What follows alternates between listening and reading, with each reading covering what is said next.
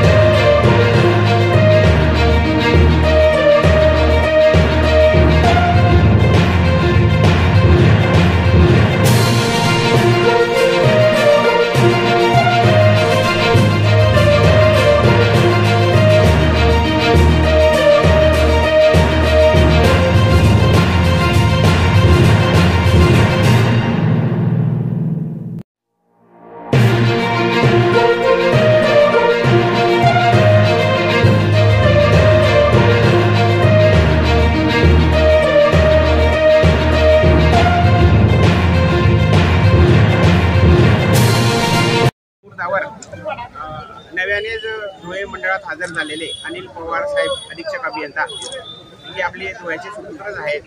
त्यांनी विशेष करून ज्या लोकांनी डिव्हिजनमध्ये वर्षभरात चांगलं काम केलं असं धुळे आणि नंदुरबार जिल्ह्यातल्या 25 लोकांचा प्रमाणपत्र आणि एक पेन देऊन स्वागत आणि सत्कार केला। आजच्या स्वातंत्र्य दिनासाठी आमच्या पवार साहेबांच्या संकल्पनेतून या मंडळामध्ये दोन्ही जिल्ह्यातून जे लोक सेवानिवृत्त झालेले विशेष करून कार्यकारी अभियंता, उपअभियंता, कनिष्ठ लिपिक, वरिष्ठ लिपिक पदावर याच्यातले खूप लोक धुळ्यातच राहतात। या सर्व लोकांचे फोन नंबर ॲड्रेस घेऊन काल विशेष करून आम्ही त्यांना स्वातंत्र्य दिनासाठी आपण यावे म्हणून आमंत्रित केलं होतं आणि आमच्या अधीक्षक अभियंत्यांच्या विनंतीला मान देऊन 100पेक्षा जास्त सेवानिवृत्त अधिकारी आज इथे आलेले आहेत। पहिल्यांदाच स्वातंत्र्य दिनाच्या कार्यक्रमाला इतकी प्रचंड गर्दी झाली।